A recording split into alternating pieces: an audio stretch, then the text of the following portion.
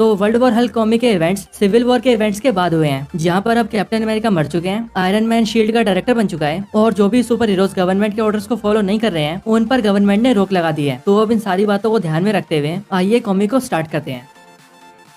ये कहानी है हल्क की, एक मॉन्स्टर जो कि आसमान से सीधा सकार नाम के एक प्लेनेट पर जा गिरा। सकार एक ऐसा प्लेनेट था जो कि मॉन्स्टर से भरा हुआ था। उन सभी मॉन्स्टर्स ने मिलकर हल्क को मारा और उसे मारकर खाने की कोशिश की, लेकिन हल्क के लिए उन सभी मॉन्स्टर से बढ़कर भी कोई मॉन्स्टर्स थे, वो सब जिन्होंने हल्क को सकार पर भेजा, यानी कि doctor strange, mister fantastic, iron man और ब्लैक बोल्ट। इन सब ने हल्क को स्पेस में फेंक दिया और ये सोचने लगे कि हल्क मर चुका है, लेकिन हल्क जिंदा है क्योंकि वो जख्म के हरे निशान की तरह है। वो है हल्क और अब हल्क अपने घर वापस आ चुका है। North America aerospace defence command outpost में दो ऑफिसर्स आपस में बात कर रहे थे कि तभी उन्हें सैटेलाइट से एक सिग्नल मिलता है कि मून पर कुछ हलचल हुई है और फिर इन ऑफिसर्स को पता लगता है कि मून पर कुछ है, कुछ बड़ी सी चीज। और तभी हमें हल्क नजर आता है जो कि एटिलन के सामने खड़ा होता है। असल में एटिलन इनह्यूमंस का घर है जहाँ पर सभी इनह्यूमंस रहते हैं। यहीं पर हल्क के सामने हमें इनह्यूमंस के राजा और रानी दिखते हैं, यानी कि ब्लैक बोल्ट और मेडुसा। ब्लैक बोल्ट को आप सभी ने डॉक्टर स्ट्रेंज 2 मूवी के अंदर भी देखा होगा। उस मूवी के अंदर तो ब्लैक बोल्ट को काफी कमजोर दिखाया गया है, लेकिन मार्वल कॉमिक्स के अंदर ब्लैक बोल्ट बहुत ज्यादा पावरफुल है। यहाँ पर हल्क को देखकर मेडुसा कहती है, तुम्हारे यहाँ आने का सिर्फ यही मतलब है कि तुम हमसे लड़ना चाहते हो, लेकिन तुम्हारी भलाई इसी में है कि तुम यहाँ से चले जाओ,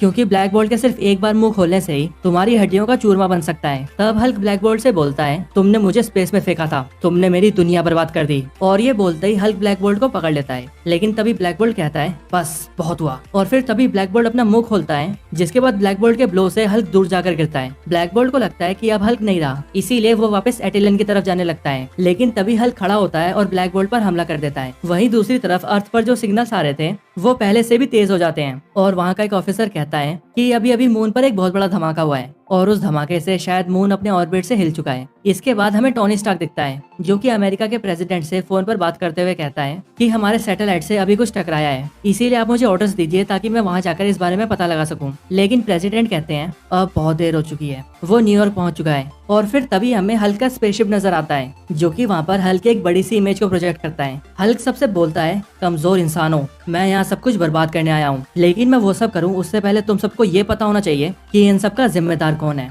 और फिर तभी हमें शहर की हर स्क्रीन पर iron man, doctor strange, mister fantastic और ब्लैक बोल्ट की इमेज दिखती है। आगे हल्क कहता है, ये सभी तुम लोगों के लिए हीरो है, लेकिन मेरे लिए ये सब सिर्फ मॉन्स्टर है। मैं चाहता हूँ कि तुम सब एक बार इनकी बातें सुनो जो इन्होंने मुझे स्पेस में फेंकने से पहले कही थी। इसके बाद ही हमें मिस्टर फैंटास्टिक की बातें सुनाई देती है, जिसमें मिस्टर फैंटास्टिक कहता है, ब्रूस, मैंने हमेशा तुम्हें अपना दोस्त समझा है, लेकिन मुझे माफ कर दो, क्योंकि मैं सभी लोगों की भलाई के लिए तुम्हें यहाँ से दूर भेज रहा हूँ। अब हमारे पास चैन से जीने का सिर्फ यही रास्ता बचा है। इसके बाद हल्क सबको बताता है, इन चारों ने मिलकर मुझे स्पेस में फेंक दिया, जहाँ मैं सीधा सकार नाम के एक प्लेनेट पर जा गिरा। वहाँ मुझे मारा जा सकता था, मुझे काटा जा सकता था। वहाँ के राजा ने पहले मुझे अपना गुलाम बनाया और उसके बाद उसने मुझे एक ग्लैडिएटर बनाया और मुझे मरने के लिए भेज दिया, लेकिन मैं लड़ता रहा और आखिरकार मैं अपने कुछ साथियों के साथ वहाँ से बच निकला। जिसके बाद हमने वहाँ पर अपनी खुद की एक दुनिया बनाई। मैं वहाँ का राजा बना और मेरी एक रानी भी थी, लेकिन तभी तुम्हारे इन हीरोज ने वहाँ पर एक बॉम्ब को भेजकर ब्लास्ट करवा दिया, जिस ब्लास्ट से लाखों लोग मारे गए। इसके बाद हल्क अपनी स्पेसशिप से बाहर निकलते हुए बोलता है कि अब मैं इस पूरे शहर को तबाह कर दूंगा और तुम सबके पास यहाँ से निकलने के लिए सिर्फ 24 घंटे हैं। इसीलिए जब मैं वापस आऊंगा तब मुझे अपने सामने आयरन मैन, डॉक्टर स्ट्रेंज और मिस्टर फैंटास्टिक चाहिए, और अगर वो सभी मेरे सामने नहीं आए तो मैं ये करूंगा। और इतना बोलते ही हल्क ब्लैक बोल्ट को सबके सामने दिखाता है और यहीं पर हम देखते हैं कि ब्लैक बोल्ट बहुत बुरी हालत में होता है, क्योंकि हल्क ने ब्लैक बोल्ट को बहुत बुरी तरह से मारा होता है। इसके आगे हल्क बोलता है कि अगर तुम्हारे हीरोज मेरे आगे नहीं आए तो मैं तुम्हारे पूरे प्लेनेट का यही हाल कर दूंगा। और फिर इतना बोलते ही हल्क वहाँ से चला जाता है। इसके बाद हम आयरन मैन और मिस्टर फैंटास्टिक को देखते हैं